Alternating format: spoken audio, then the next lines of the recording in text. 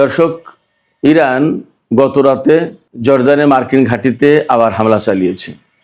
এদিকে সৌদি আরব এবং America Iran সমর্থিত প্রতিরোধকামী সংগঠনের উপরে হামলা চালিয়েছে।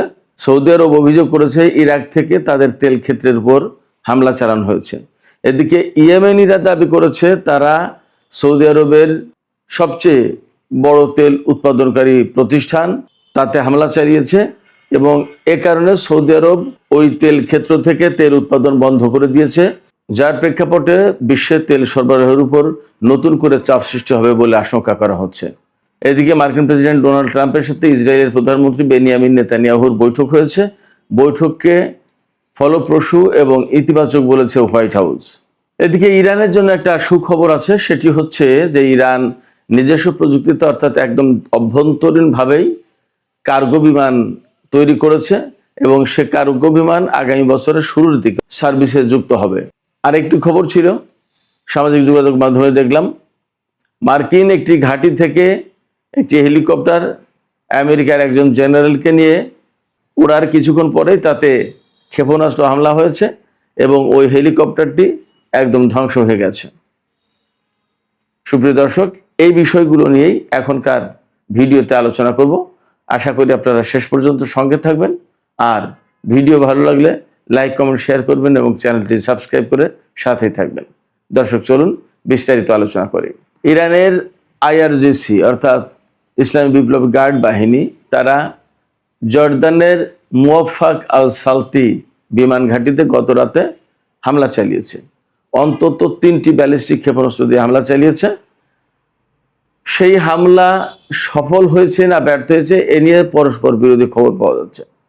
সামাজিক মাধ্যমে ছড়িয়ে পড়া কিছু ভিডিওতে দেখা যাচ্ছে যে ইরানের এই ব্যালিস্টিক ক্ষেপণাস্ত্র ডাইরেক্ট হিট করেছে মার্কিন সামরিক ঘাঁটিতে। আর আমেরিকা অর্থাৎ সেন্টকম, আমেরিকার যে সেন্ট্রাল কমান্ড সেন্টকম, তারা দাবি করেছে যে না, 3টা ক্ষেপণাস্ত্রই তারা ইন্টারসেপ্ট করেছে। প্রশ্ন আসছে যে জর্দানে এত ইন্টারসেপ্টর পাবে কোথায়? তাদের তো ইন্টারসেপ্টর অনেকটা ঘাটতিতে পড়েছে এবং ব্যাপকভাবে গত কিছুদিন ধরে হামলা চালিয়েছে ইরান, যে সমস্ত হামলা তারা ঠেকাতেই পারেনি এবং প্রচুর ক্ষয়ক্ষতির মুখে পড়েছে। এই অবস্থায় আমেরিকার দাবি সঠিক অর্থাৎ সেন্টকমের দাবি সঠিক নাকি সামাজিক যোগাযোগ মাধ্যমে ছড়িয়ে পড়েছে যে ভিডিও, যাতে দেখা যাচ্ছে ব্যালিস্টিক ক্ষেপণাস্ত্রগুলো ডাইরেক্ট হিট করছে মুওয়াফাক আল সালতি বিমান ঘাঁটিতে, এইটা সঠিক আমরা শিওর হতে পারছি না।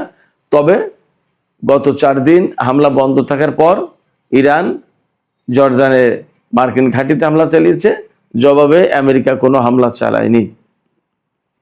এদিকে সৌদি আরব এবং আমেরিকা সম্মিলিতভাবে যৌথভাবে ইরাকের প্রতিরোধকামী সংগঠন হাসদার সাবির উপরে হামলা চালিয়েছে।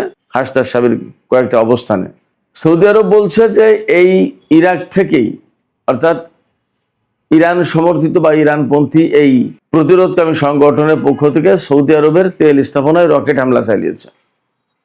আর ইয়েমেন বলছে বা ইরাকের এই প্রতিরোধকামী সংগঠনগুলোও বলেছে যে তারা কোনো হামলা চালায়নি। ইয়েমেন বলছে যে তারা হামলা চালিয়েছে এবং তাদের হামলায় সৌদি আরবের ওই তেল স্থাপনা ব্যাপকভাবে ক্ষতিগ্রস্ত হয়েছে এবং তেল স্থাপনা থেকে তেল সরবরাহ বন্ধ রয়েছে। এই তেল স্থাপনা থেকে তেল উত্তোলন করে লোহিত সাগরে যে ইয়ানবু বন্দর আছে সৌদি আরবের, এই ইয়ানবু বন্দরে পাঠানো হতো তেল পাইপলাইনের মাধ্যমে। সৌদি আরবের পূর্বাঞ্চলীয় কাতি প্রদেশ বা আবকাইক অঞ্চল থেকে এই তেল উত্তোলন করে পাইপলাইনের মাধ্যমে দীর্ঘ পথ পাড়ি দিয়ে ইয়ানবু বন্দরে পৌঁছানো হতো। কিন্তু এই ইয়ানবু বন্দরে এখন আর তেল সরবরাহ করা যাচ্ছে না, কারণ মারাত্মকভাবে ক্ষতিগ্রস্ত হয়েছে এই তেল স্থাপনাটি। এটি হচ্ছে সৌদি আরবের সবচেয়ে বড় তেল উৎপাদনকারী স্থাপনা। সৌদি আরব এবং আমেরিকা হাসদার সাবির উপর হামলা চালিয়েছে। কি রকমের ক্ষয়ক্ষতি হয়েছে এটা বিস্তারিত আমি জানতে পারিনি, আশা করছি আমি জানতে পারলে আপনাদেরকেও জানানোর ব্যবস্থা করব। এই হাসদার সাবি এমন একটি সংগঠন যারা কিন্তু ইরাকে যে ISIS এর উত্থান হয়েছিল, যে দায়েশ গোষ্ঠী, এই দায়েশ গোষ্ঠীর বিরুদ্ধে এরা কিন্তু প্রচণ্ডভাবে লড়াই করেছিল। ইরানের কিছু সামরিক উপদেষ্টা ইরাকে ছিল। এই হাসদার সাবে আর ইরাকের সামরিক বাহিনী এরা যৌথভাবে মিলে ISIS দায়েশ গোষ্ঠীর বিরুদ্ধে অভিযান চালিয়েছিল এবং ইরাককে তারাই কিন্তু মুক্ত করেছে। এদিকে ইয়েমেন যেহেতু দাবি করছে, ইয়েমেনের হুতি সমর্থিত সামরিক বাহিনী তারা দাবি করছে যে তারাই সৌদি আরবের ওই তেল স্থাপনায় হামলা চালিয়েছে। তো সেক্ষেত্রে সৌদি আরবের সাথে ইয়েমেনের বর্তমানে যে সংঘর্ষ চলছে, এই সংঘর্ষ যে আরো বিস্তৃত হবে তারই আলামত পাওয়া যাচ্ছে মূলত এই হামলার ভেতর দিয়ে। আর ইয়ারমুক বন্দরে যেহেতু এই তেল স্থাপনা তেল সরবরাহ বন্ধ করে দিল, সেক্ষেত্রে আন্তর্জাতিক বাজারে বা তেলের বাজারে একটা নেতিবাচক প্রভাব পড়বে আরও, সেটা মোটামুটি ধারণা করা যাচ্ছে বা আশঙ্কা করা যাচ্ছে। সম্ভবত এই তেল স্থাপনাটা থেকেই প্রতিদিন 5 লাখ ব্যারেল তেল উৎপাদন করা হতো একটা স্থাপনা থেকেই। দর্শক, বহু জল্পনা কল্পনা ছিল নেতানিয়াহুর আমেরিকা সফর এবং ডোনাল্ড ট্রাম্পের সাথে বৈঠকের ব্যাপারে। এরই মধ্যে বৈঠক হয়েছে নেতানিয়াহুর সাথে ট্রাম্পের, এবং ডোনাল্ড ট্রাম্পের পক্ষ থেকে দাবি করা হয়েছে এই বৈঠক ছিল ফলপ্রসূ এবং ইতিবাচক। তিনি তার ট্রুথ সোশ্যালে শেয়ার করা পোস্টে নেতানিয়াহুর সাথে বৈঠকের ছবি প্রকাশ করেছেন এবং সেখানে লিখেছেন যে বৈঠক ফলপ্রসূ এবং ইতিবাচক ছিল। আর নেতানিয়াহু বলেছে ডোনাল্ড ট্রাম্পের সাথে তার এই পর্যন্ত যত বৈঠক হয়েছে তার ভেতরে গতকালের এই বৈঠক ছিল সেরা বৈঠক। ডোনাল্ড ট্রাম্প বলেছেন অনেক গুরুত্বপূর্ণ বিষয় নিয়ে আলোচনা হয়েছে। জানি না আমরা কি নিয়ে আলোচনা হয়েছে, সেটা এখনো প্রকাশ করা হয়নি।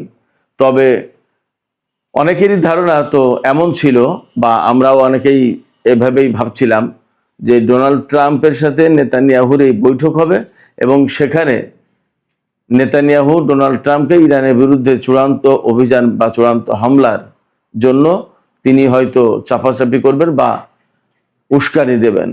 জানি না কি হয়েছে, তবে ডোনাল্ড ট্রাম্প গতকাল যা বলেছিলেন তিনি যদি তাতে স্থির থাকেন তাহলে হয়তো আমেরিকা ইরানের বিরুদ্ধে হামলায় আর জড়াবে না। গতকাল জর্দানে হামলা করার পর, ইরান যে হামলা করেছে তারপর আমেরিকা কিন্তু কোনো জবাব দেয়নি। আসলে আমরা একটু অপেক্ষা করি, পরিস্থিতি আসলে কোন দিকে যায় দেখি। এখনই চূড়ান্ত কথা বলা যাচ্ছে না। আরেকটি গুরুত্বপূর্ণ খবর আছে, এটা ইরানের জন্য সুখবর বটে।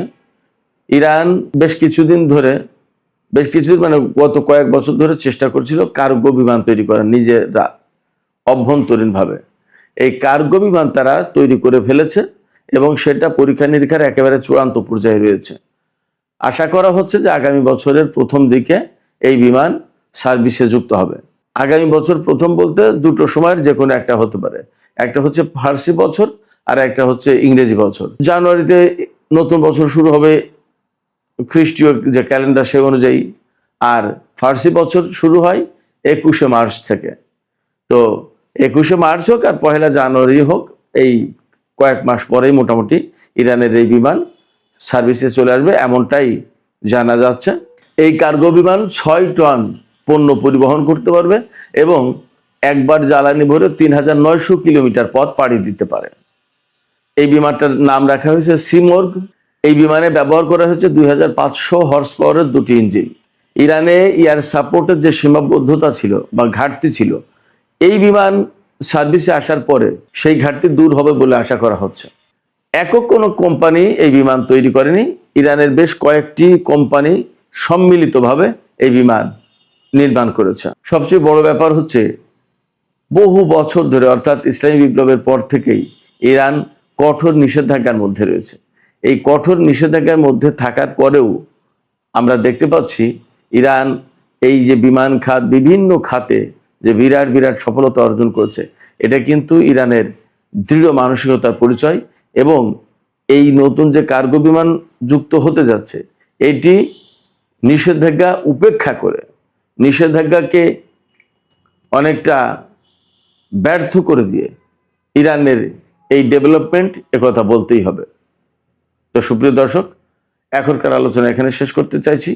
আলোচনা শেষের আগে আপনাদের কাছে জানতে চাই, আপনাদের মতামত জানতে চাই, ইরান এই যে কার্গো বিমান তৈরি করলো এবং আরো বিভিন্ন ক্ষেত্রে তাদের উন্নতি অগ্রগতি দেখেছি আমরা, নিষেধাজ্ঞার ভেতরে থাকার পরেও এই যে উন্নতি, এটা কিভাবে সম্ভব হলো? এটা কি শুধুমাত্র তাদের দেশপ্রেম ডিটারমিনেশন এটা, নাকি জ্ঞান বিজ্ঞানকে তারা ব্যাপকভাবে চর্চা করেছে তার কারণে তাদের পক্ষে এগুলো সম্ভব হলো? দর্শক, আপনাদের মতামত জানিয়ে কমেন্টে লিখতে পারেন। আর ভিডিও ভালো লাগলে লাইক, কমেন্ট, শেয়ার করবেন এবং চ্যানেলটি সাবস্ক্রাইব করে সাথেই থাকবেন। আপনাদের সবাইকে অনেক অনেক ধন্যবাদ। আল্লাহ হাফেজ।